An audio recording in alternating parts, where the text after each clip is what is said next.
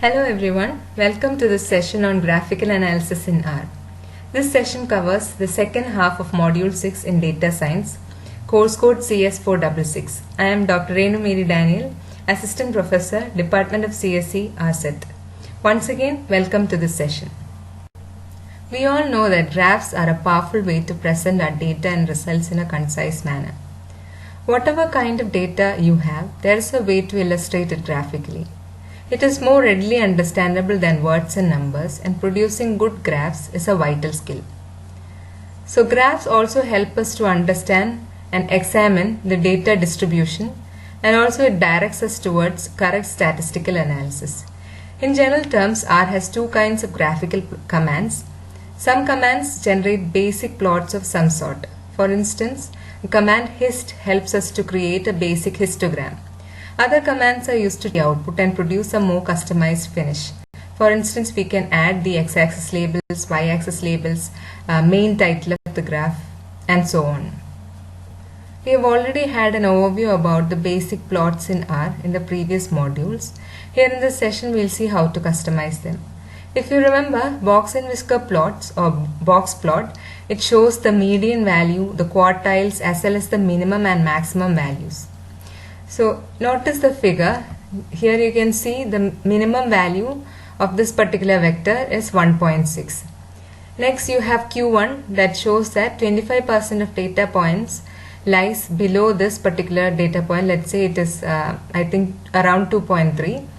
Next we have Q2, that is the second quartile, which shows that 50% of data points lies below this point, and it is around 4, and it is also equivalent to the median value. Next you have Q3, which shows that 75% of data points lies below this point, and finally we have the maximum value. So from the single plot we can get an idea about the data distribution, and you can use the command box plot to create box whisker plots.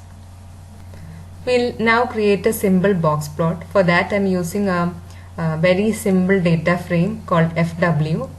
In FW there are three attributes. One is the name, next one is the count, next one is the speed. So you can just create some sort of a data frame which has 2 or 3 attributes, and we'll take one of the numerical attributes for plotting a box plot. For creating the box plot, I'm going to take the attribute speed. So we know that we have to use the command box plot. So box plot, and if you remember, to access a particular attribute in or a column in a data frame, you have to use the dollar symbol. First the data frame name, dollar, and attribute name. So that's why I gave FW dollar speed. So you will get a basic box plot like this, and by default it will be vertical. It will be aligned vertically, and you can see all the maximum, minimum, and median values in the graph. So if you have several items to plot, for instance, if you want to see both the data distribution of count and speed in the same box plot, in the same graph, you can also do that. That is, you can give box plot FW dollar count, comma FW dollar speed. Now both of the box plots will appear in the same plot. Now we'll see how to customize the box plot that we have just created. So I've shown the box plot below, the one that we have just created. You can see that the axis labels are missing. Further, the samples we have created box plots for the attributes count and speed. Instead of the names count and speed, I have circled the labels that is automatically generated, that is 1 and 2. So instead of that, if you want to give the actual labels of the samples, then we can use the instruction names, and to give the axis labels you can use the instruction xlab and ylab. We'll do that now. So you have to use box plot FW dollar count, FW dollar speed, and names equal to C of count comma speed. So you have two samples. The first sample is the box plot of count, that is mentioned first. Next one is speed, so that is mentioned next. So here we are using the instruction names. Next, within the next function title, you can separately provide the x label and y label, that is variable and value. Now after you do these commands, you will get the new box plot shown below. Now here, if you notice, the whiskers of the count sample do not extend to the top, and there is a separate point displayed for the maximum value. You can determine how far out the whiskers extend, but by default this is just 1.5 times the interquartile range. You can alter this and you can make it forcibly extend towards the maximum and minimum value by using the range equal to instruction. If you specify range equal to 0, the whiskers automatically will extend to the maximum and minimum values. So that's exactly what I've done here. I've mentioned the instruction range equal to 0 so that the whiskers will extend up to the maximum and minimum value. Further, I've also given the x and y axis labels within box plot itself instead of giving it in a separate function called title. So this is another alternative way to label the axis. You can mention the instructions x label and y label within the plot itself. Next, I have also mentioned the color so that the box plot will be filled with a light gray shade. So the resultant plot will look like this. So here we not only force the whiskers to extend to the full maximum and minimum values, but I have also set the box colors to light gray. Now here in this case you have another data frame called grass. It has two attributes. One is rich, another one is grace. Rich has numeric values while grace has non-numeric values. And I have converted the values inside grace to a factor. I have converted grace to a factor using the instruction as.factor.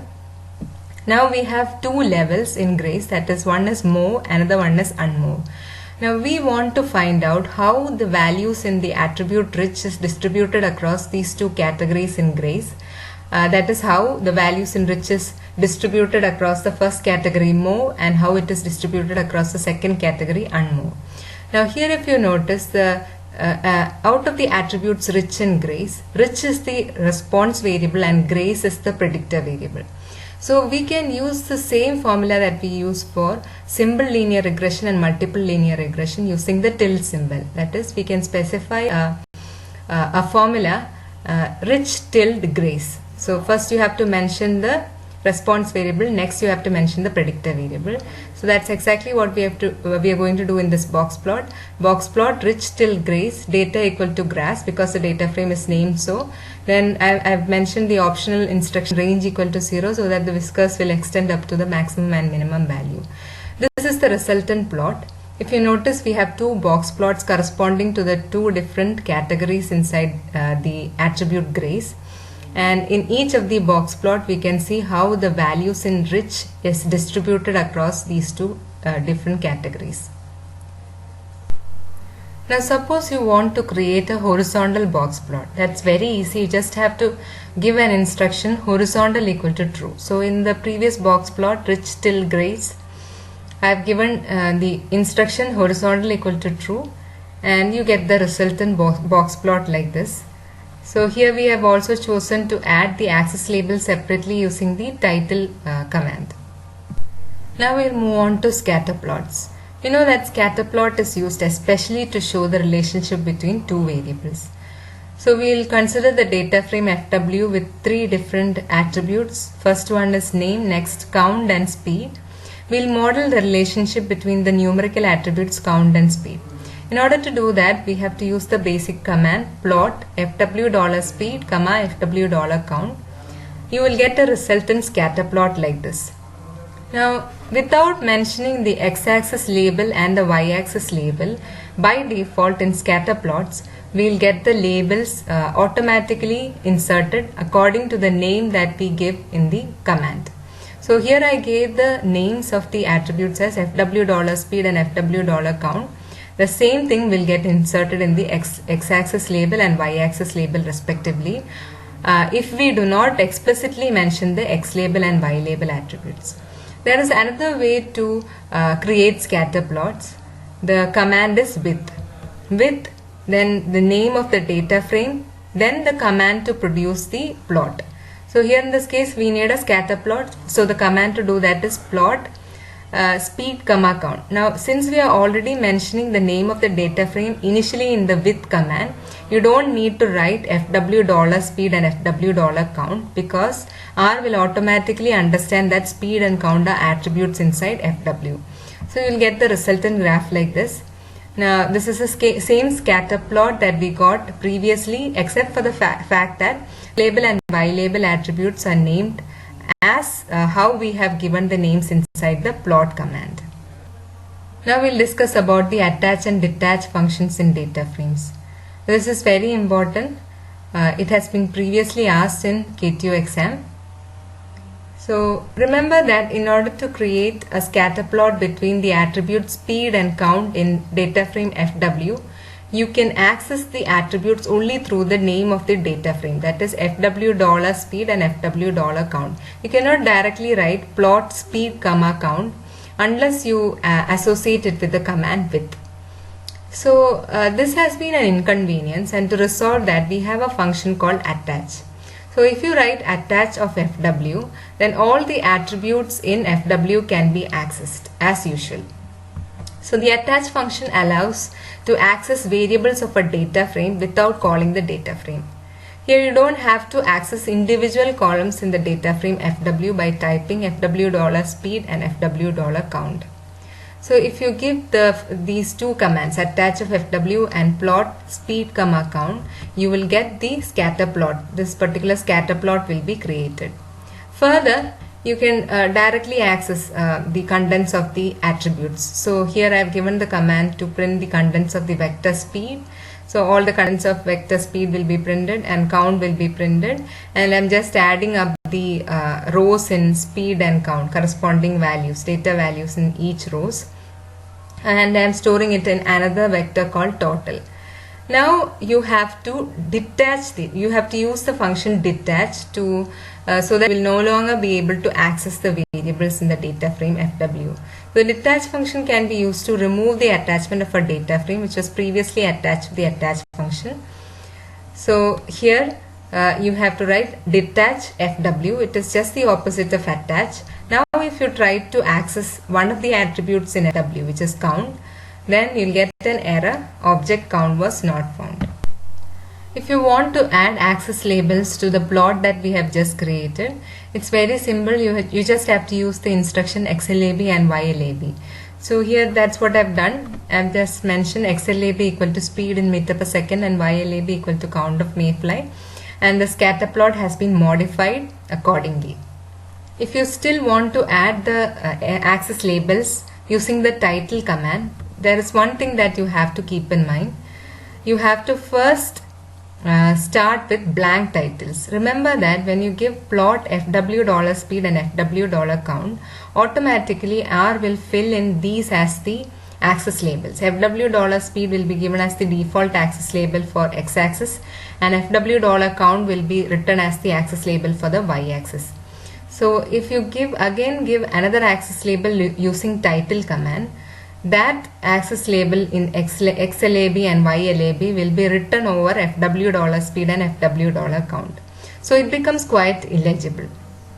So in order to prevent that, you have to first in the plot command itself, you have to give XLAB equal to blank and YLAB equal to blank, so that later on when you add the X label and Y label that you desire in the title command, that will be legible and properly inserted in the plotter. So you can use many other graphical parameters to modify your plot. For instance, you might want to alter the plotting symbol. This is useful if you want to add more points to your graph later. The PCH equal to instruction refers to the plotting character and can be specified in one of several ways. You can type an integer value and this code will be reflected in the symbol or character produced. So given below is a figure which shows the integer values corresponding to different plotting symbols. So you can give PCH equal to 6 to get an inverted triangle. That is how you mention the plotting symbol. Now here I am modifying the basic scatter plot that we have created to model the relationship between speed and count by mentioning plotting character value PCH equal to 17, and you can notice another instruction CEX is equal to 2. Now CX is used to alter the size of the plotted characters. CX is called the character expansion factor.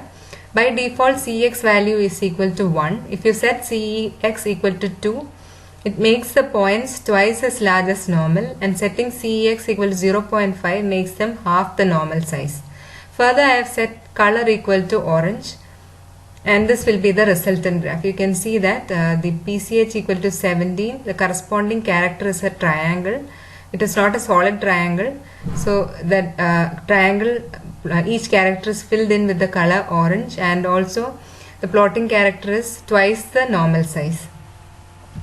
Now this is another example. Here I have set PCH equal to 15 and CEX equal to 0.5. So corresponding character for value 15 is a rectangle, and it will be filled with color red, and it will be half the normal size. So this is the resultant plot. Now this is the plot that we have seen at the end of the previous slide.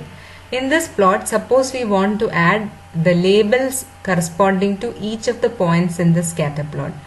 For instance, for this particular point, the count value, $FW count value is about 25, and for the second point, the count value is about 24. So we want it to be printed along with these points, so that it will be easily understood by anyone who sees this graph.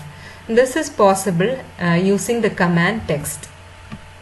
So text x-axis label, which is $FW speed, y-axis label $FW count, and then we have to mention from which attribute we are going to take the labels for each of the points in the plot.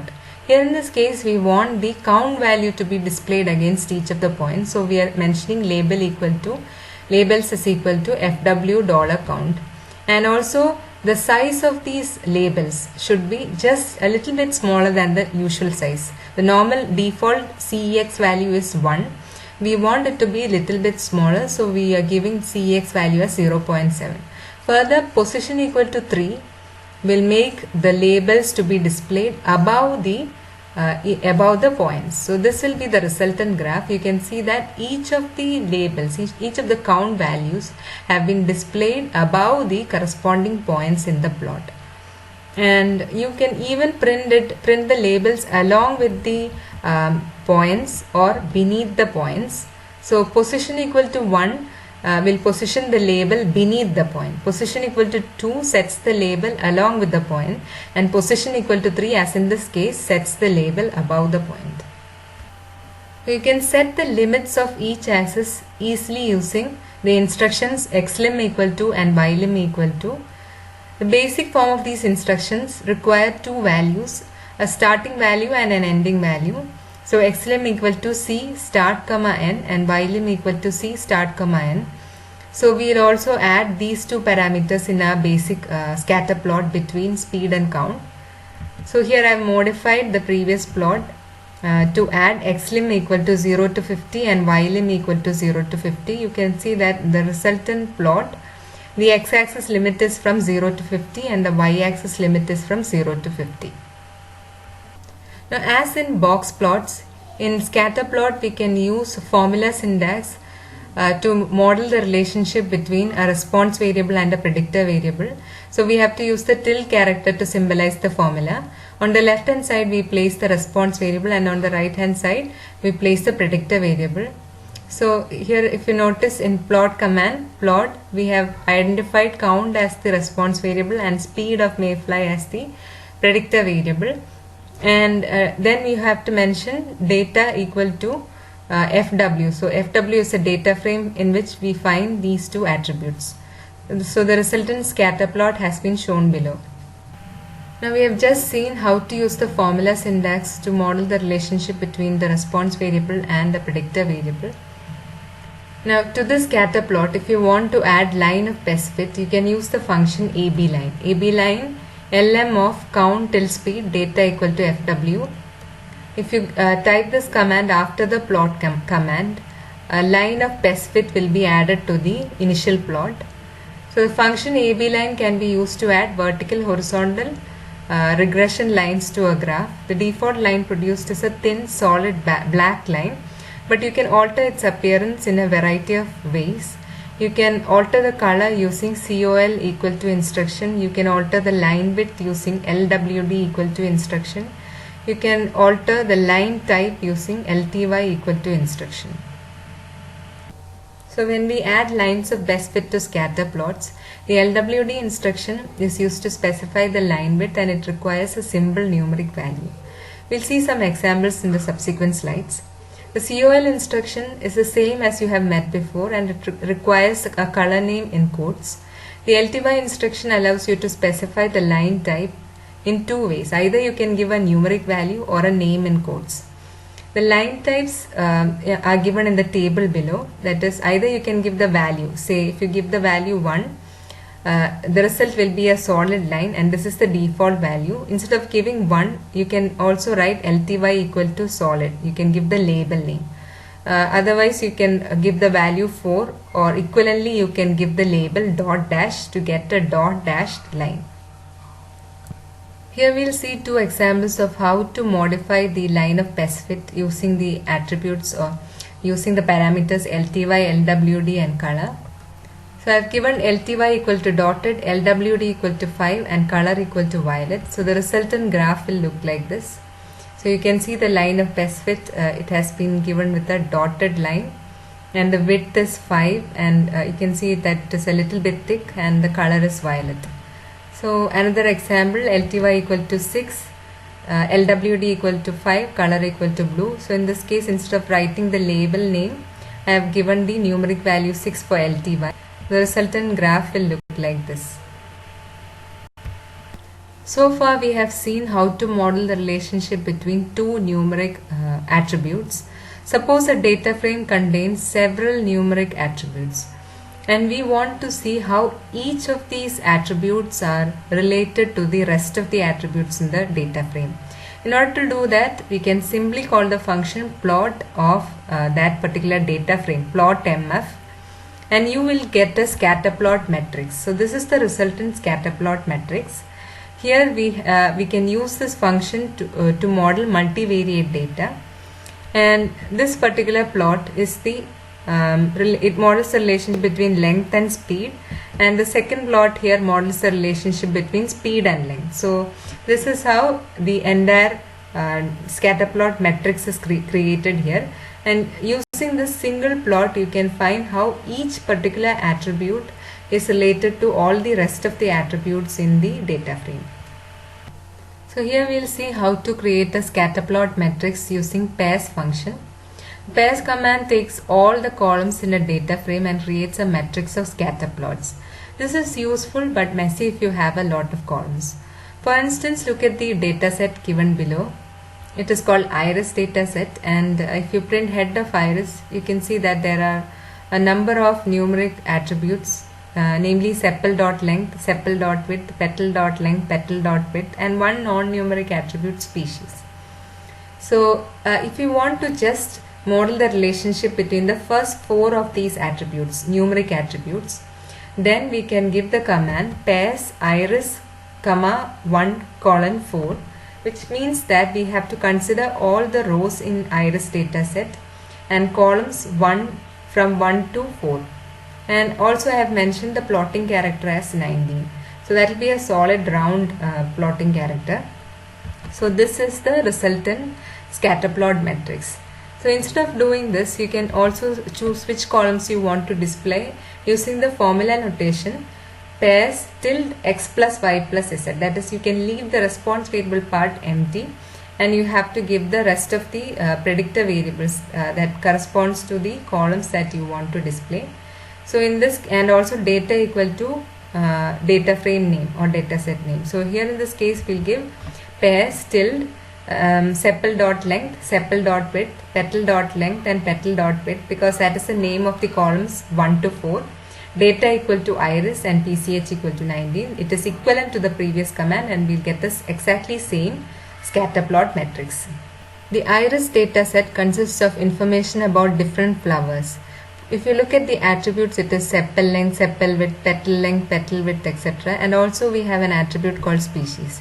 So if you look at the attribute species, actually there are 3 distinct species in this particular data set. And suppose in the previous scatter plot matrix, you want to highlight the points based on the, you want to group them based on the species to which each point or each flower belongs to. You can do that using the following 2 commands. In the first command, my underscore calls equal to C of red, blue, yellow. I am just creating a vector called my underscore COLS, and I'm just putting 3 different color names inside that. Then I'm calling the function pairs.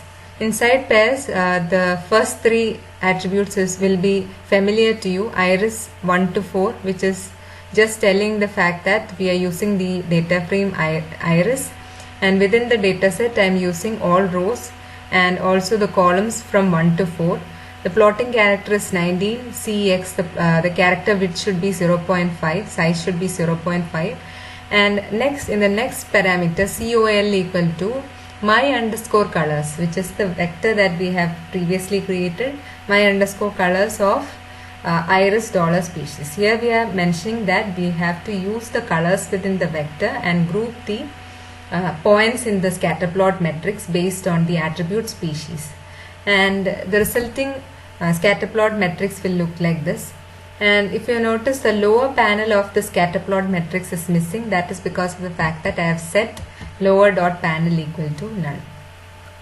So in order to create a scatter plot matrix, you can also use the function pairs.panels. The function pairs.panels belongs to the library psych or psych. First you have to load the library psych, then you have to call the function pairs.panels, and here we use this we'll use the same data set iris. So all rows and columns 1 to 4. You'll get the resultant scatter plot matrix which is shown here. If you notice, this particular scatter plot matrix is unique and distinct from the plots that we have seen before. In the lower panel we have the scatter plots between each pair of the attributes.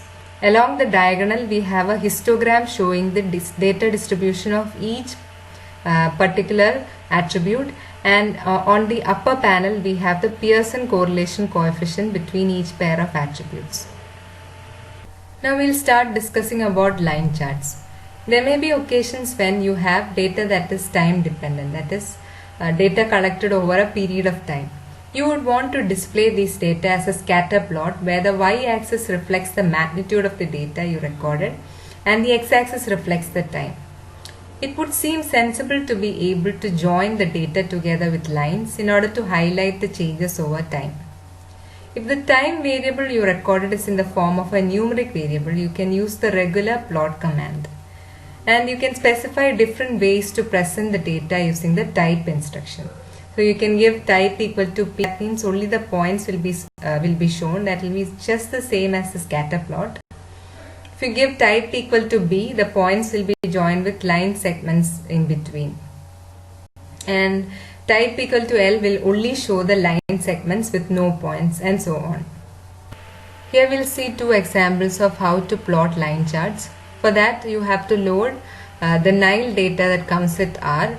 Now this particular Nile data object belongs to the library data sets. So you have to first load the library data sets.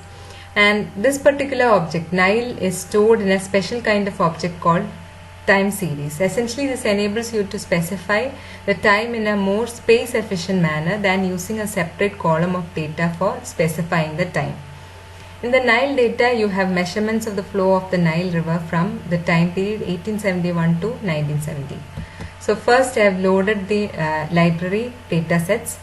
From data sets I have loaded Nile, and using the data Nile, which is a time series object, and plotting type O, I get the corresponding line chart shown below. So the resultant line chart has type O, which means that the points will be overplotted over the line. So you can see that each of the points are overplotted along the lines. So this is one particular line chart. Now we can also add the attribute or parameter color. So here in the second case I have added color equal to blue and type equal to S. S shows the type as a stepped line chart. You will get the resultant graph like this. It is a stepped line chart. Now we'll try to create a line chart from the following data frame RF. RF contains 2 attributes, rain and month.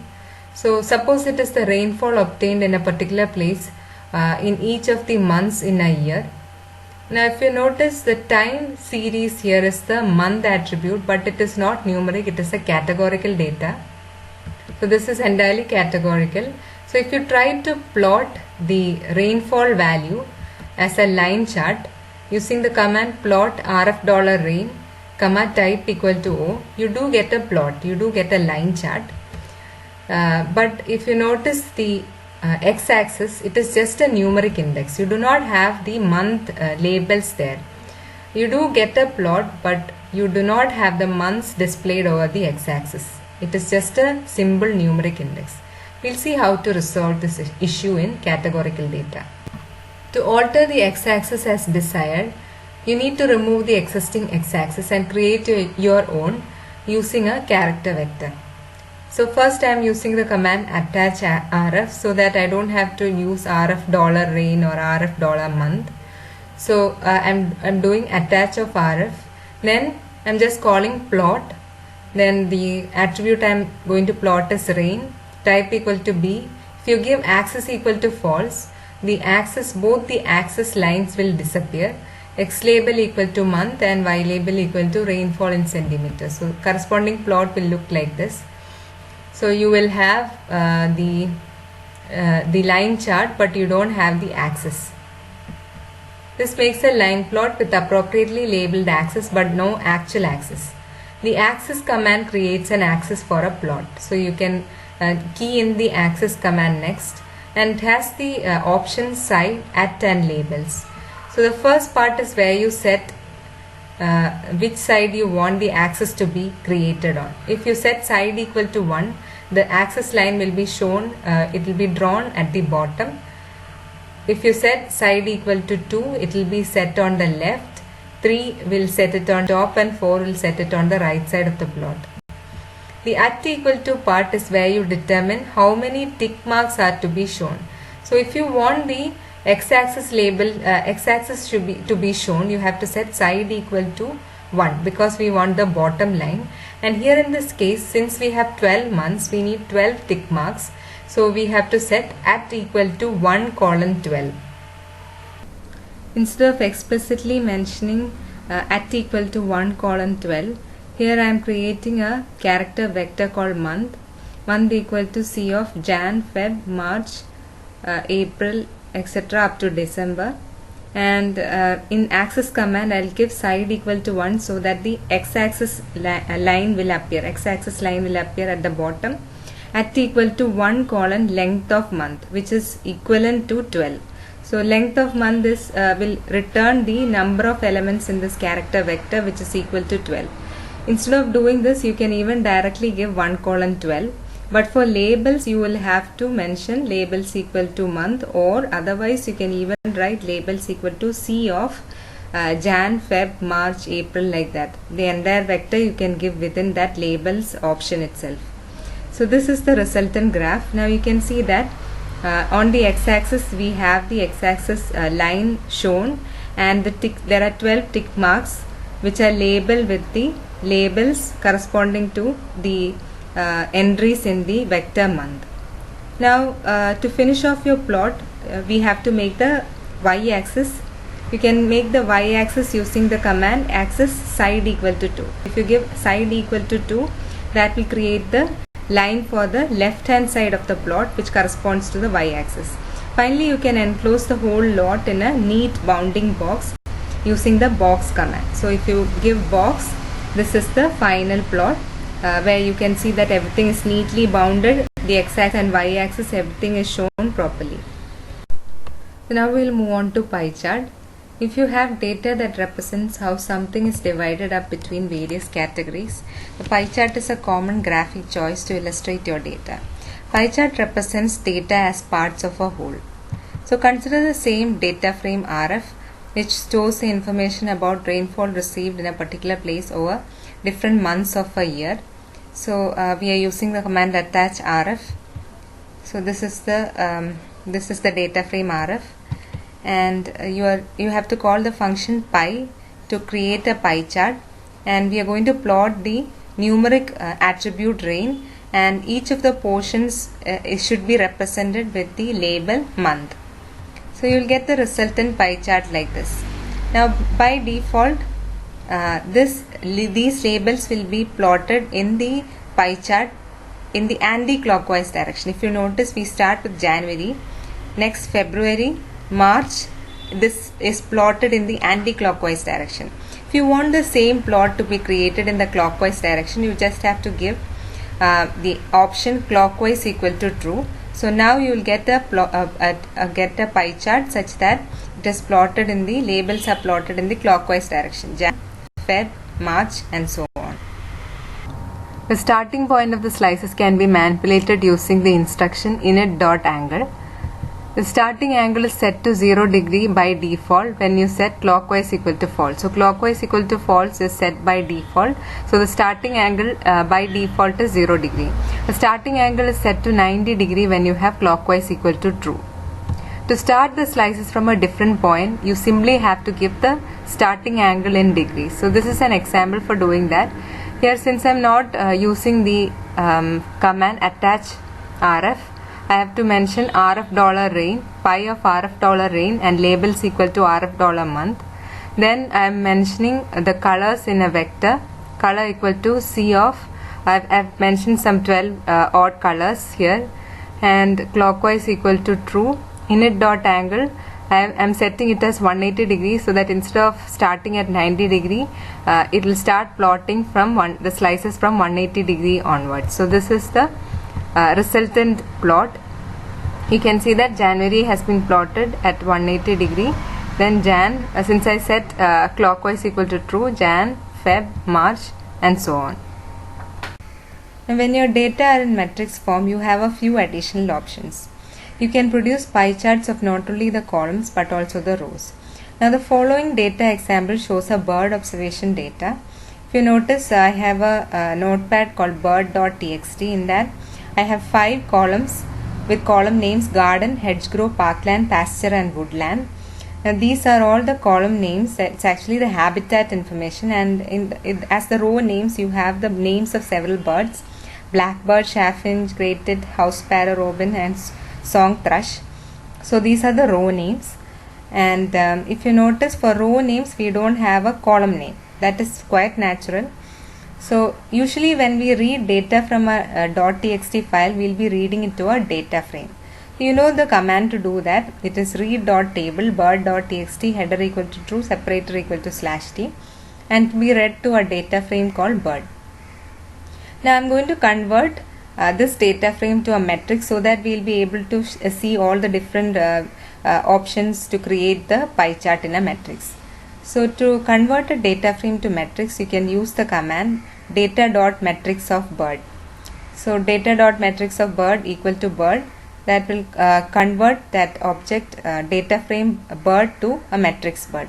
Now if you print the matrix bird, you can notice that the first column is just some indices, 1, 2, 3, 4, 5, 6 are indices, and all the row names have been removed. Instead we have a new column with which has been labeled X with just the indices of the row. So we want the row names to be inserted, and we'll do that manually using the command row names of matrix bird equal to C of blackbird, chaffinch, great-tit, house sparrow, etc. Now even after doing that, if you print bird, you can see that all the row names have been included properly, but you have an additional column called X. You have an additional column X which should be removed. So column X is still the first column of this matrix because the other information that we have entered is the row names. So to remove the column with column name X, you have to write bird equal to bird of -1. If you do that, all the rows will be preserved, but the first column will be removed.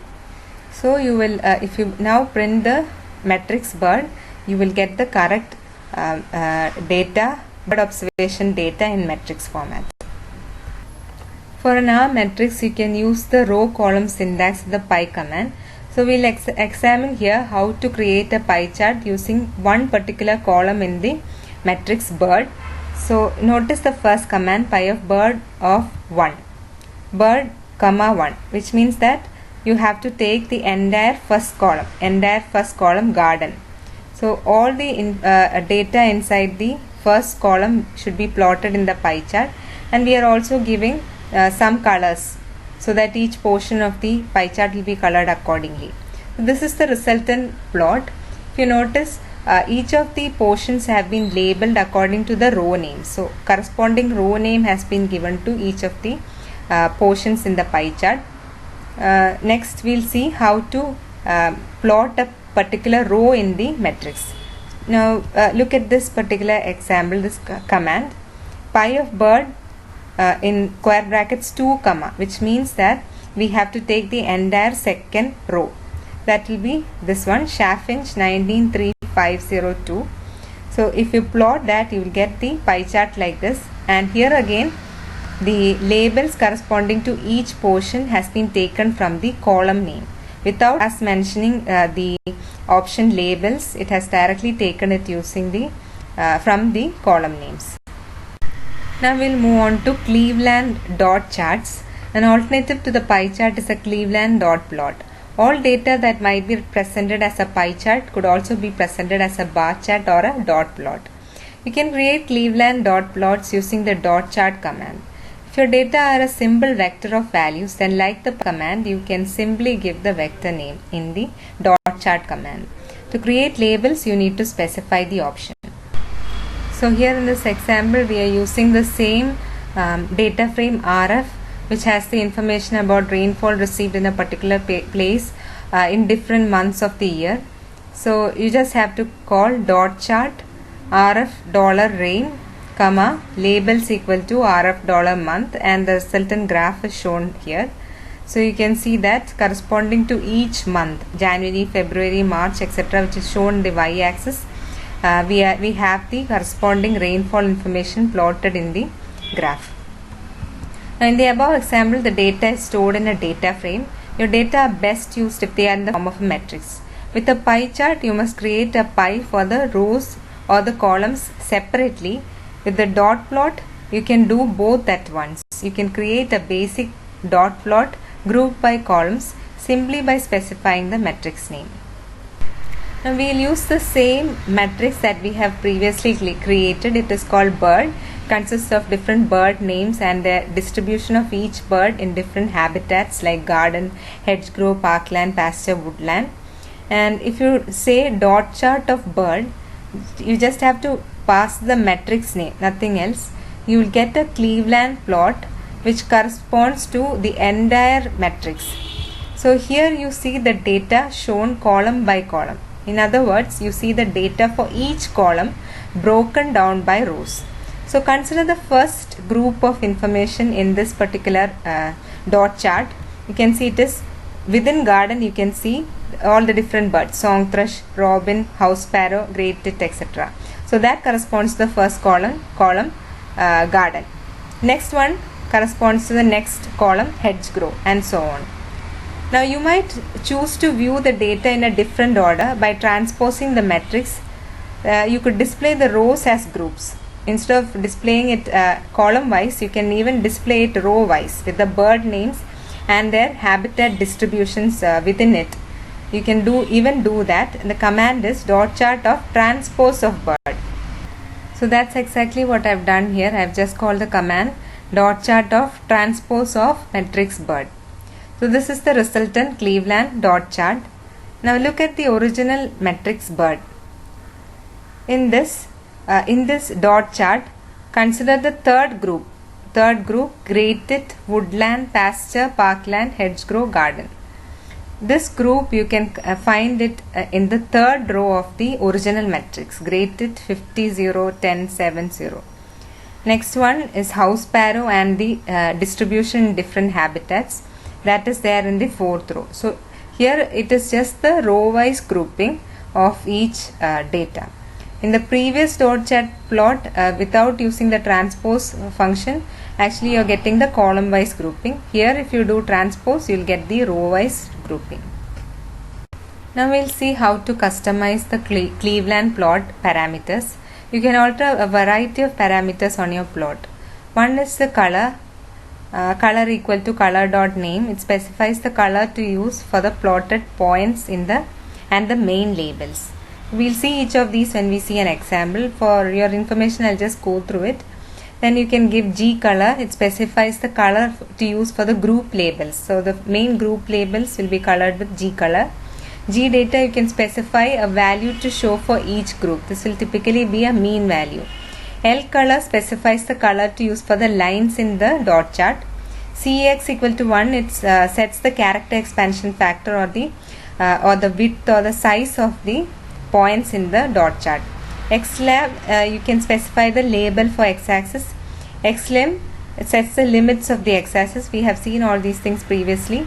bg equal to color dot name, it sets the background color for the plotting symbols. It works only with an open style symbol. Now what is an open style symbol? If you remember, we have the following characters in PCH. Plotting characters are shown in the left hand side. So for PCH values 21 to 25, these are open style symbols. For these symbols only, if you are giving PCH equal to 21 to and above, you will get you can specify BG color. For that, the plotting symbol will get colored using the color you specify in BG. We will see some examples and you will get a clear idea about it. Now look at this example. Here I am calling the command dot chart bird, which is the name of the matrix bird, color equal to gray 30. Now this particular option will set the colors inside the sub labels of each group. You can see that in each sub labels they have been colored with a light gray shade. Now G color equal to violet will set the group label colors. All the group label colors, if you notice, are in violet. Now L color equal to green will set the line colors to green. You can see that all the lines inside the this Cleveland dot chart is given green color. The CEX is the plotting character size. So here you can see that the plotting character size is just a little bit smaller than usual size, so it is just 0.8. Now X label is bird count, but you can see the X label x-axis has been labeled as bird count. Background BG equal to purple. BG equal to purple will set the plotting character. If it is an open style plotting character symbol, then inside that plotting character this particular color will be filled. Whatever you give as color in BG, it will be filled within the plotting character. So we have mentioned PCH equal to 20. If it is 21 and above, 21 to 25, it will be filled with the color. So here I have mentioned purple. I hope you can see that the plotting symbols are filled with purple color.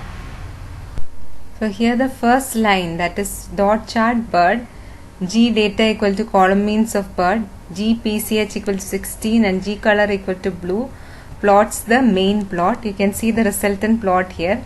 So what we are doing is we are going to plot the mean value of each columns here. So by the command G data equal to column means of bird.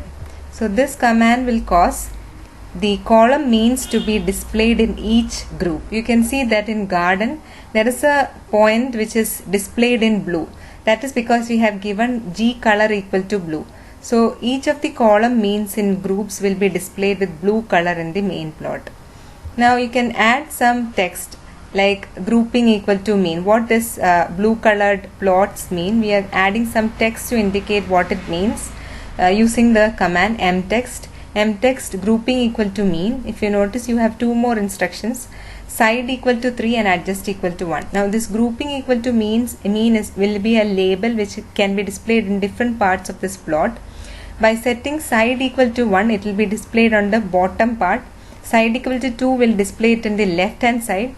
Side equal to 3 will cause it to be printed on the top part. And adjust equal to 0 will cause it to be printed on the left hand side of the plot, and adjust equal to 1 will cause it to be printed on the top right corner. So it will get printed. You can see grouping equal to mean printed on the top rightmost corner. So side equal to 3 will cause it to be printed on the top. Adjust equal to 1 will cause it to be printed on the right corner. Next we are going to add a main title to this plot. Title main equal to bird species and habitat. So you can see the main title printed in bold on the top.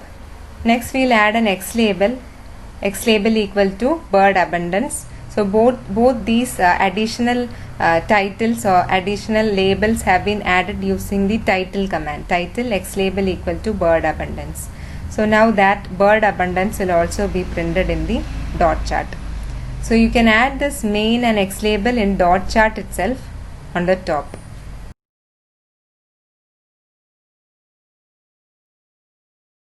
Now we'll plot a symbol bar chart. In order to do that, I am considering the data frame RF, which consists of the rainfall received in a particular place over different months of the year. If you take the numeric attribute rain, it is actually a vector. RF $rain is a vector. So to plot this information about rain, you can just call bar plot of RF $rain or attach RF and bar plot of rain. So this is the resultant graph. You can see that the chart has no axis labels, but you can add them quite easily. To start with, you can make names of the bars. You can add names using the names equal to instruction. Remember, in the other plots we were using labels equal to instruction. In the case of bar charts, we use the names equal to instruction to add labels for the bars. Now first instruction is bar plot of RF $rain, names equal to RF $month. Now this will cause this graph to be created, and all the bars have been correspondingly labeled with the month names. Now this is same as the following command, bar plot of RF $rain, names equal to C of. You are providing each of the individual month names or labels as a vector to the names instruction. Now to add axis labels, you can use the X label and Y label instructions. You can use these as part of the bar plot command itself, or you can add these labels later using the title command. In the following example, we are going to create axis titles afterwards using the title command. So look at these commands, bar plot RF $rain, names equal to RF $month will create the same plot. Next we are giving title of X label equal to month, Y label equal to rainfall in centimeters. Now this is the resultant plot. You can see that the X axis has been labeled as month and Y axis has been labeled as rainfall in centimeters. Now the Y axis is a bit short in this graph. You can see that the second last bar corresponding to the month of November is exceeding the limits of the Y axis. You can customize the limits of Y axis using the YLim instruction. So I am setting YLim equal to C of 0 to 10. So instead of plotting it from 0 to 8, now we are extending it to 10. So this is the resultant graph. Now you can see that the bar corresponding to the month of November is well within the limit of the Y axis. You can add a line under the bars using the AB line command. You can see that the Y axis is not having a line. So to set a line for Y axis, you can call the command AB line. AB line H equal to 0 will set a horizontal line. If you want a vertical line for Y axis, you call AB line V equal to 0. Now you can also use the AB line command to add grid lines to the entire plot, entire bar plot. Look at this instruction, AB line H equal to sequence 1, 9, 2, line type equal to 2, line width equal to 2, color equal to violet. In this example, you create horizontal lines using a sequence command or SEQ command. With this command, you specify the starting value, ending value and the interval. Now look at the command sequence 1, 9, 2. 1 is the starting command, at which point you have the horizontal lines should be starting. You can see that it starts at point 1. Next is the ending in sequence. Next is the ending value. 9 is the ending value. You can see that the grid lines end on the point 9. And the interval between each of these lines is 2. So that is the parameters inside the command sequence. Now LTY is the line type. We have already seen LTY and LWD instructions. So LTY equal to instruction sets the line to be dashed, and LWD instruction makes the lines a bit thinner than usual. It is just 2. We have mentioned it only 2. If you try out with 5, 6, etc., the grid lines will be much more thicker. And the color equal to violet will set the grid lines colors to be violet. Now you can add you can enclose the whole plot inside a box using the command box. So this is the resultant plot. You can create a bar chart of frequencies that is superficially similar to a histogram by using the table command. Now we have already seen table commands in the previous modules. So if you do table of RF dollar rain, now you know that RF dollar rain in itself is a vector. It is a numeric vector. So if you do table of RF dollar rain, the command splits the data into a symbol frequency table. The first row shows the categories and the second row shows the frequencies in each of these categories. So let's say the rainfall in centimeters is shown in the first row. So you have observation 2 in only one row. You have observation 3 in 2 months or 2 rows. 5, frequency of observation 5 is 3, frequency of observation 6 is 2, 7 is 1, and so on. We'll see how to plot create a bar plot which is similar to a histogram using table of RF dollar rain in the next slide. Now if you do bar plot of table of RF dollar rain, Y label equal to frequency, X label equal to numeric category, and AB line of H equal to 0, you'll get a bar plot which is very similar to a histogram. So you'll have several categories which are shown as 2, 3, 5, 6, 7, 8, 9, which are the observation of rainfalls in the rain attribute of data frame RF, and then their frequency information is given in the y-axis. Now we are going to create another data frame called FW. You can see that it has two numeric attributes, count and speed, and in the last part of this slide I have prepared some row names. I am entering some row names for the data frame FW, that is storage, etc. So these are the row names, and now the FW has been modified. It has 2 columns with column names count and speed, and the row names are also mentioned here. Now when your data are part of a data frame, you must extract the vector you require using the dollar syntax or the attach or with commands. In the following example, you see a data frame with 2 columns. So you have 2 columns. In this case, you also have row names, and you can use these to create name labels for the bars. We'll see how to do that in the next slide. So we know that FW is a data frame with row names as well as column names. So we are going to use the row names to mention the labels for each of the bars. To do that, we are calling the function bar plot FW $count names equal to row dot names of FW. So that will cause each bar to be labeled according to the row names. Y label equal to invertebrate count, color equal to tan, and AB line H equal to 0 to draw a horizontal line corresponding to the x-axis. So this is the resultant graph. You can see that each of the bars have been labeled with the row names, and we have the count invertebrate count information plotted in this bar plot. Now if you do bar plot of FW, you know that we have 2 numeric vectors in this particular bar plot FW, count and speed. So if you do bar plot of FW, you will get an error. Remember when we did Cleveland dot chart of matrices, it was plotting the entire data.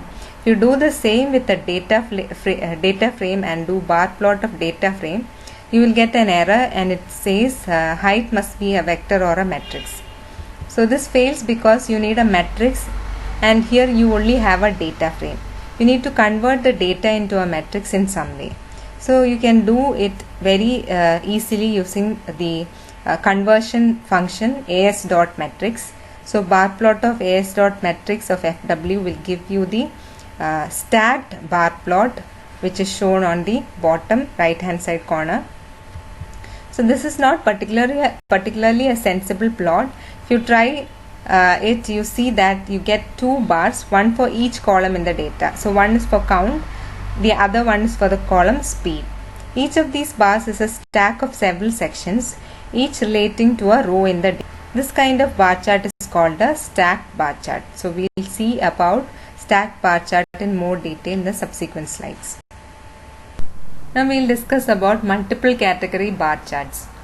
Now except for the last example, all the previous examples of bar charts that you have seen so far involved only a single column of numeric data, that is all the data related to categories in one group.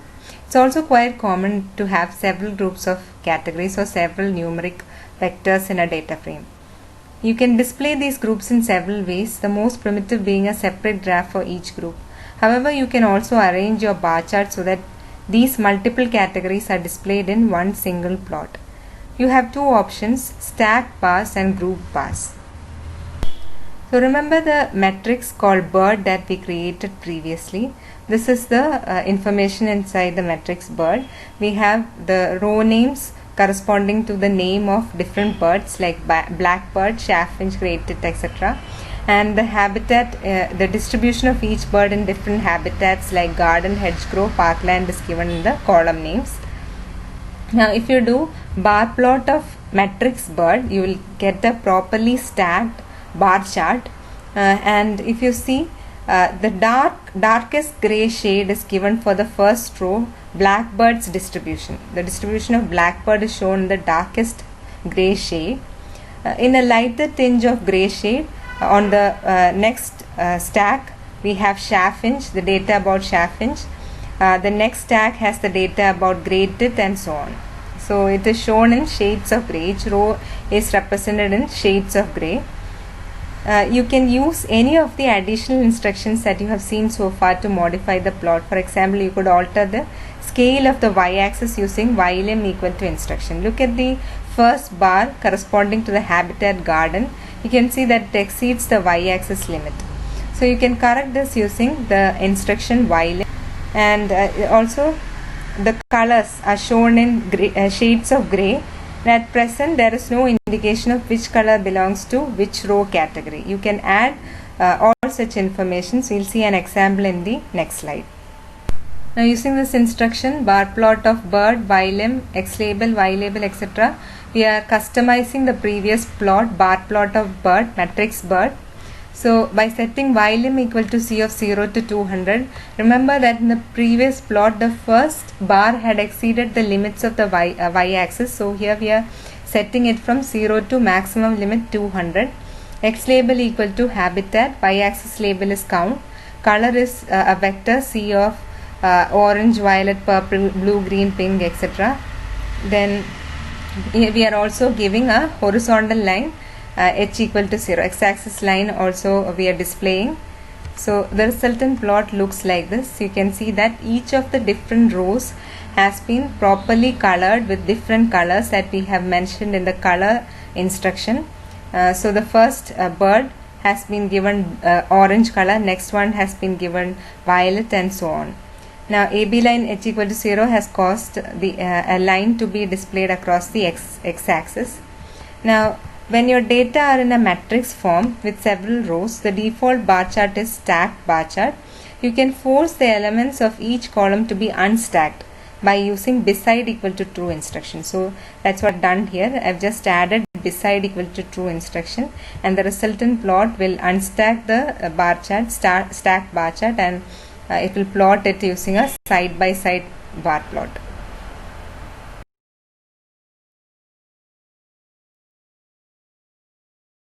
Now we'll see how to create horizontal bar charts. You can make the bars horizontal rather than the default vertical bars using the horis equal to true instruction.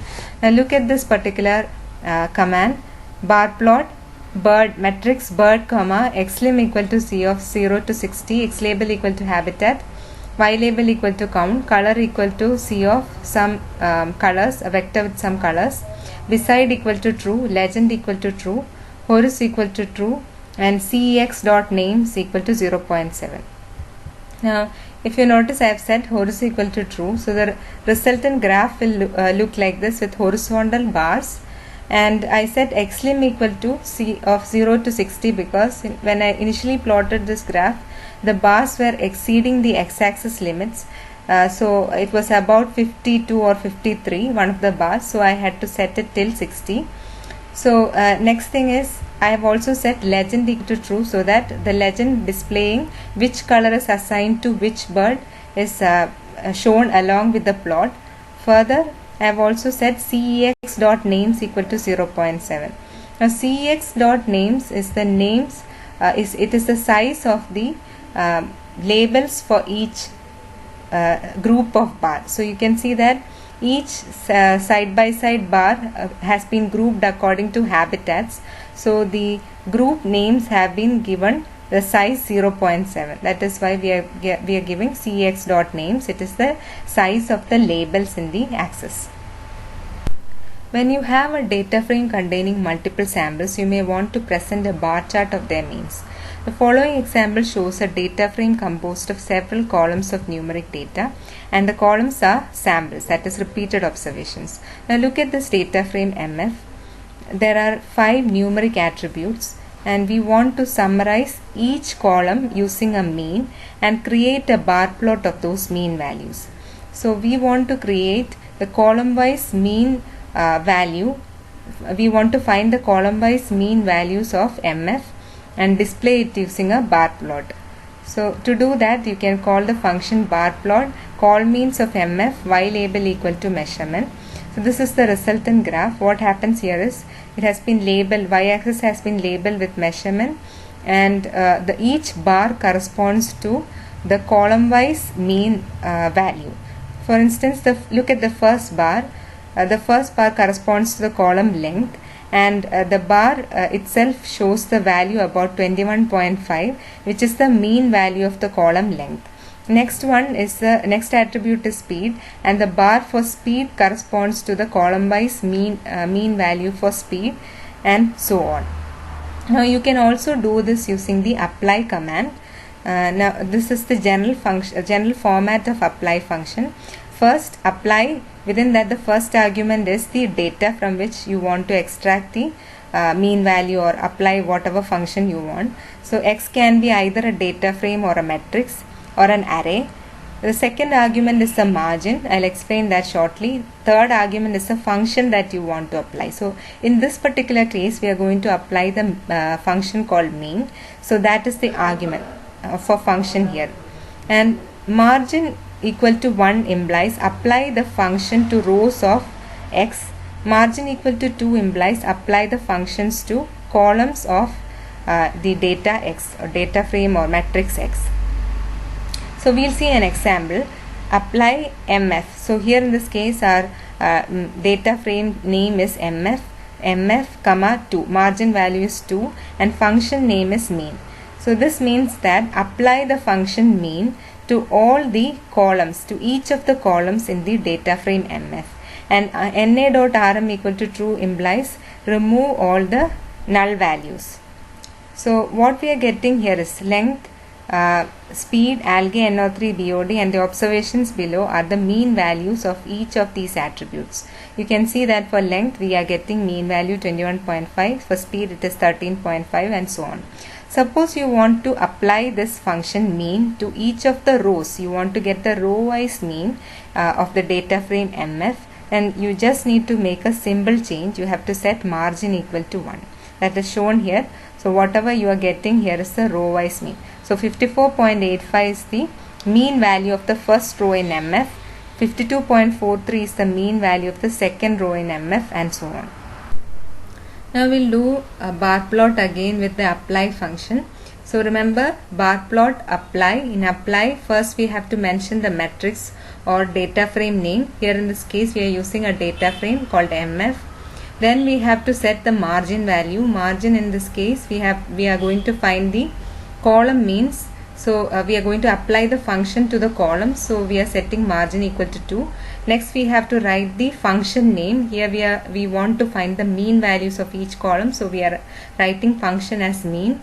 Then we want to remove all the null values in each of the in the entire data frame. So we are giving na.rm, that is remove null value equal to true, and then y label equal to measurement. You get the graph like this. So this is exactly the same as the previous plot with column means. Bar plot of column mean of MF. It is exactly the same plot. Further, you can also find the median of each of the columns. If you want to find the median of each column in the data frame MF, you can do that using bar plot apply MF to instead of mean in function part you have to give median. That is the only difference. So this is the corresponding plot. So you can see the mean value of each column in the second plot.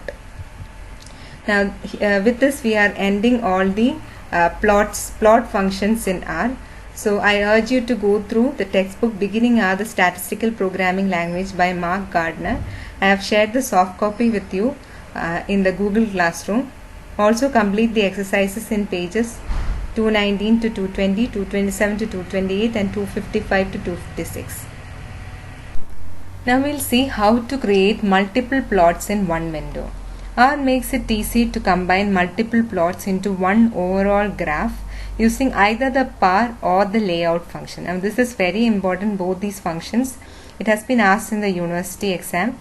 So you can create multiple plots in R in a single window using either the par function or the layout function. First we'll see the par function. With the par function you can include the option mf row or mf column. mf row equal to C of number of rows comma number of columns to create a matrix of n rows by n columns plot that are filled in by row. So mf row will be filled in by row. Then mf col equal to C n rows comma n columns fills in the plots by columns. Now we'll consider the data frame data called as empty cast. Remember empty cast, we have seen this previously. So to create multiple plots in one window we'll use this particular data set. So now we'll see how to create a multiple plot in a single window using par function. So first I am going to use attach so that I can easily use each of the attributes in empty cast without using the dollar symbol. So attach of empty cast, and then I am going to give par of mf row equal to C of 2 comma 2. Now what happens here is I want to create a matrix of 2 by 2 plots. That is 2 by 2 means we'll get we have the space to create 4 plots. So in a single window you can add 4 plots, and these plots will be filled in by row. So it will be filled in by row. So you in the first row you will have 2 plots, in the second row also you will have 2 plots. So we are going to add the first plot. The first plot I want to add is a scatter plot between weight and MPG in empty cast. So that will be added first. Next plot I want to add is again another scatter plot of weight and displacement in empty cast. So that plot, if you see, has been added in the same row as the first plot. So the first row has been finished. Next plot is a histogram. So I am calling the function hist wt weight, and the main title is histogram of weight. So that will be added in the second row as the first plot. And finally I want to add a box plot of attribute weight in empty cast. That will be added as the in the second row. So that creates a 2 by 2 plot which has been filled in by row. So this is very simple. This is how you create a 2 by 2 matrix plot using the par function. Now we'll do the same thing column wise. To do that I am calling the function attach empty cast. Par of mf col equal to C of 2 comma 2. Now this creates a matrix of 2 by 2 plots that are filled in by column. So the only difference here is that the plots get filled in column wise. So first the first column will get finished, then only the next column will get finished. So as you can guess, there are we can add a total of 4 plots here. There are 2 rows and 2 columns. So first row will contain 2 plots, second row will also contain 2 plots, and here it will get filled in by columns. Now first we will add a histogram. So that histogram will be added first. Next we are going to add a box plot of the attribute displacement. So if you notice, this box plot, this second plot will be added beneath this histogram, beneath the first plot, because we have mentioned mf col. So it will be filled in by column. Next plot will be added. Now the first column is finished, it is completed. So the next plot is going to be added in the first row as the second plot. So now the second column will start getting filled. So this is a scatter plot. A scatter plot has been added, and now the last plot is as a line chart that will be added beneath the third plot that we have just added. So this is the final plot. So here we have used the par function and MF call, which fills plots by column. Now we will move on to the layout function. The layout function has the form layout matrix widths heights, where matrix is a matrix object specifying the location of the n figures to plot, while par of MF row allows you to create matrices of plots. It does not allow you to create plots of different sizes. In order to arrange plots in different size plotting spaces, you need to use the layout function. The arguments of the layout function are matrix, widths and heights. Matrix indicates the location of the n figures in the global plotting space. Don't worry, you'll understand this very clearly when we go to the examples. Widths specifies a vector of values for the widths of the columns of the plotting space, and heights is a vector of values for the heights of the rows of the plotting space. Now we'll see how to create multiple plots in one window using the layout function. So as usual, we are using the dataset empty cars, and we'll call attach of empty cars. Then just imagine a matrix C of 1 1 2 3. You are creating a matrix with a vector of values 1 1 2 3, and number of rows we have mentioned as 2, number of columns is equal to 2. Now if you print this matrix, what happens is the elements in the vector 1 1 2 3 will get filled in by column. By default it will get filled in by column, and the matrix will be displayed as follows. 1 1 will be filled in the first column. The second column will have the values 2 3. Now if you write layout of, remember the first attribute, the first option in layout function is matrix, which shows the layout of the n plots. So here in this case, if you write layout of matrix C of 1 1 2 3, n row equal to 2, n column equal to 2, it means that we have 3 plots, and in matrix you are mentioning in which places each of these plots will appear. So if you write C of 1 1 2 3 and write layout dot show of n equal to 3. Here I wrote n equal to 3 because here we are going to add 3 plots in one window. So if you do layout dot show of n equal to 3, you will get the layout as shown here. If you see, you can find a starking similarity with the second command matrix C of 1 1 2 3. In a similar manner, we have created a skeleton structure for including the plots. So in whichever part you can see the value 1, the first plot will get filled in, and the part where you see 2, the second plot will get filled in, and the part where you see 3, number 3, the third plot will get filled in. Now we'll start creating the plots. The first plot that I want to add is a histogram of the attribute QSEC in empty cars. So it will get filled up in the entire first column. We know that here in the matrix we have 2 rows and 2 columns, but we want the first plot to get filled in the entire first column. Now the second plot is a box plot of attribute weight in empty cars. Now that particular plot, second plot, will get filled in the topmost right corner of this second column. So you can see that box plot of WT will get filled in there in the part where 2 was displayed in the layout.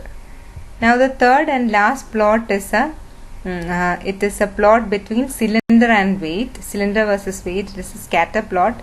So that will get filled up in the just beneath the box plot. So this is the final graph. You can see that we can specify the layout of each of the plots inside the inside this multiple plot window. Here you can see another example for layout function, that is consider the matrix C of 1 1 2 3 4 4, number of rows equal to 3, number of columns equal to 2, and I have set by row equal to true. By default this is set as false.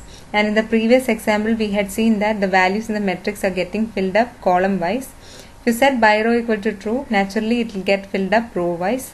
So the entries, if you print the matrix, you can see that 1 1 occupies the first row, 2 3 occupies second row, and 4 4 occupies the third row. If you do layout of this particular matrix and then do layout dot show of n equal to 4.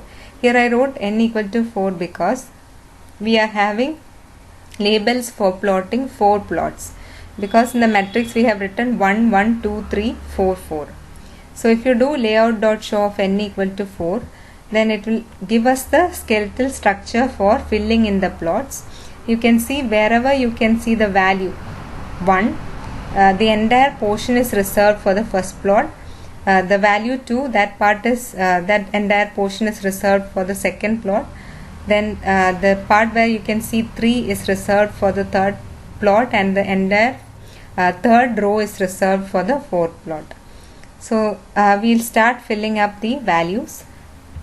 Hist of Cusack is the first plot, so it will get filled up in the entire first row. Next one is we have a scatter plot between cylinder and weight attributes of empty cars, so that will get filled up in the part where 2 was shown in the layout. So next plot is a box plot, that will get filled up in the portion where 3 is shown in the layout. And finally we have a line graph that is a fourth plot, and that will fill up the entire third row.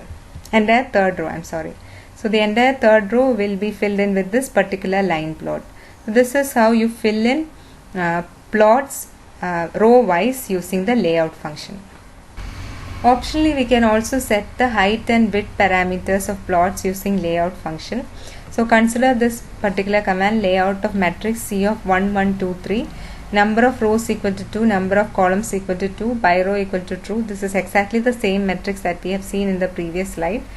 And we are additionally setting width equal to C of 3, 1, height equal to C of 1, 2.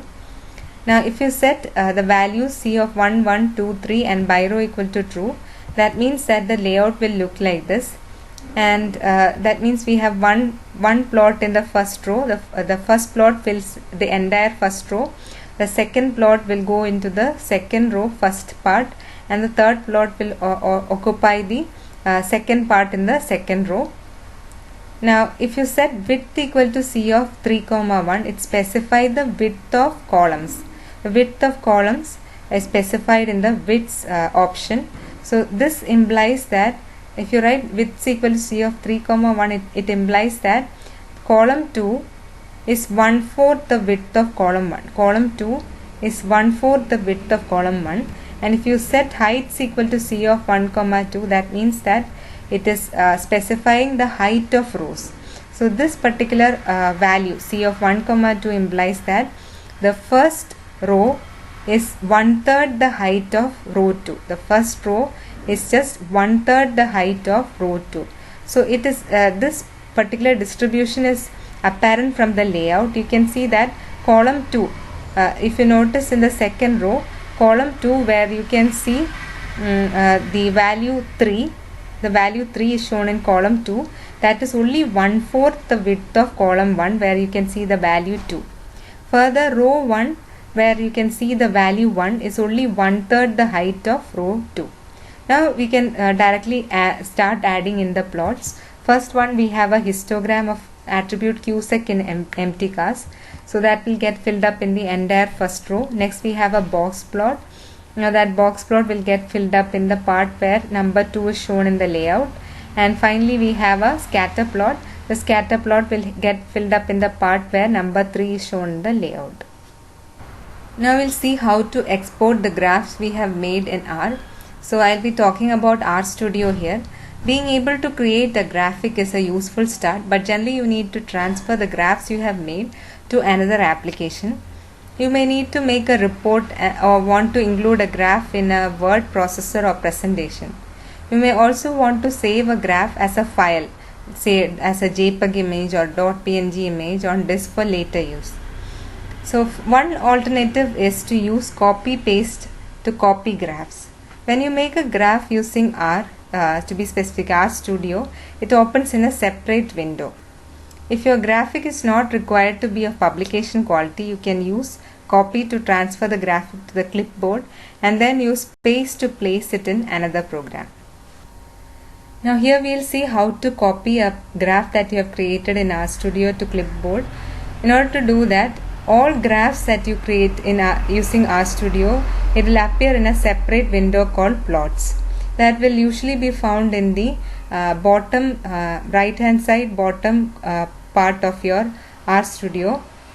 There is a separate tab called plots. In that you can find all the plots that you have created. In that there is an option called export. If you click on export, you can see something called copy to clipboard. And if you click on that, a new window called copy plot to clipboard will open. There you can set the width and height of your image, so the desired width and height, and then you can view the image, the graph, and then you can click on copy plot. So once you have clicked on copy plot, you can directly go and paste it on your slides or to a Word document. Now we'll see how to save a graph to disk. You can save graphs to a file in a variety of formats including PNG, JPEG, TIFF, BMP and PDF. Here we'll see how to save a graph as a JPEG image. To do that, you have to give the function JPEG file equal to and the name of the file. Now I am saving the file as scatter1.jpg because I am going to create a scatter plot.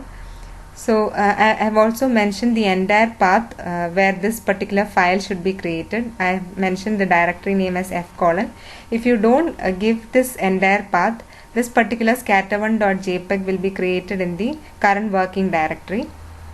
Next you have to plot, give the plot functions, whatever plot you want to create. So here I want to create a scatter plot between weight and MPG attributes in empty cars. And then you have to give dev.off. So this will be the resultant scatter plot that will be created, and it is saved as a JPEG image. So this I have opened the scatter1.jpg for so that you can see it. Now dev.off must be called after plotting to save the file and return the control to the screen. So if you want to save an image as a PNG file, then you just have to call the function PNG, give the file name, file equal to his.png with png.png extension, and also you can specify the options width and height, that is the size of the resultant file, and then you have to call the plot that you want to actually create. So here I want to create a histogram of the attribute displacement in empty cars, and finally you have to write dev.off. So once you call dev.off, a file will be saved and the control will be given back to the R console. So this is the resultant his.png image.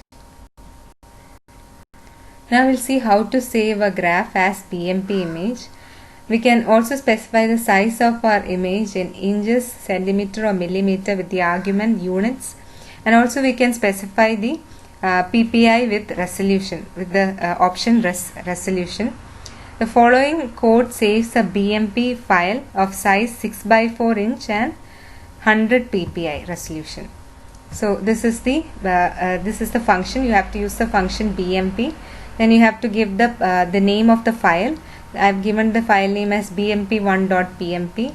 Then I have given the size which is 6, width is 6, height is 4, and the unit is in inches, and resolution is 100 ppi. Now the next I have to give the plot I want to create. So I am going to create a histogram of the attribute displacement in empty cars. Finally I will be calling dev.off. So the resultant .bmp file like this. In order to save a graph as TIFF image, you have to use the function TIFF. Then you have to give file name. Here I have given the file name as his because I am going to plot a histogram. I have given the entire path, and with the extension .tiff. You have to remember that we have to give the extensions accordingly. If it is JPEG, you have to give .jpeg, PNG, .png, BMP, .pmp, and if it is TIFF, you have to give the extension .tiff. Then we are giving some optional parameters, width and height, to mention the size, and units here is in centimeters, and resolution is 100. So I am plotting a histogram next and calling dev.off. So the resulting hist.tif file is shown here. Next we'll see how to save a graph as a PDF file. So you have to call the function PDF and give the file name with .pdf extension. So I'm going to plot a histogram and the color will be violet, and then I'll call dev.off. So the resultant PDF file is shown here. And then to save a file as a PostScript file, save a graph as PostScript file, you have to use the function PostScript, and then you have to give the file name with extension .ps, and then you can call the actual plot you want to create, and then call dev.off, and your .ps file will be created. Alternatively, you can also export graphs and save it as different formats in disk, files of different formats in disk directly from RStudio Plots console.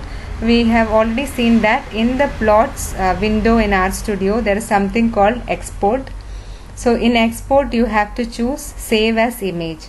So if you click on save as image, you will have another window opening up showing save plot as image, and in this particular window you can specify the file name. You can if you just give the file name, then it will be saved in the current working directory. Otherwise you have to mention the entire path and set the directory. And also you can select the image format from the same window, that is save plot as image window. You can choose PNG, JPEG, TIFF, or whatever you want, and then you can also set the height and width and then click on save. Another alternative to do the same is the dev.copy command. So in this case, if you are using dev.copy, first itself you have to write the plot that you want to create, execute that particular command. So here first I'll create a histogram, hist emptycast $cylinder color equal to violet. After executing that command, next you have to key in dev.copy, then the format in which you want to save your file, PNG, then the name of the file in which you want to store this graph, that is myplot.png. So here again, if you mention just the name of the file, it will be stored in the current working directory. Otherwise you have to give the entire path where you want to store this file. Then you have to again give dev.off. The resultant .png file, myplot.png, is shown below. Now another example, suppose you want to create a JPEG image, then you have to give dev.copy JPEG myplot.jpg and dev.off, and this will be the resultant JPEG image. So this is how you use dev.copy command to save graphs to disk in different file formats. The final topic in module 6 is case studies. These are some of the data visualization exercises that you can do. I have given few links below. So the second link especially is about data visualization in R. So they have tried out few examples which uses several plots, and the other two will give you an overview about different projects that you can do with R. So you can try out few of these exercises. Thank you all for joining. It was a pleasure handling these sessions for you. I hope and pray that all of you will prepare well and write the university exam very well. Thank you once again.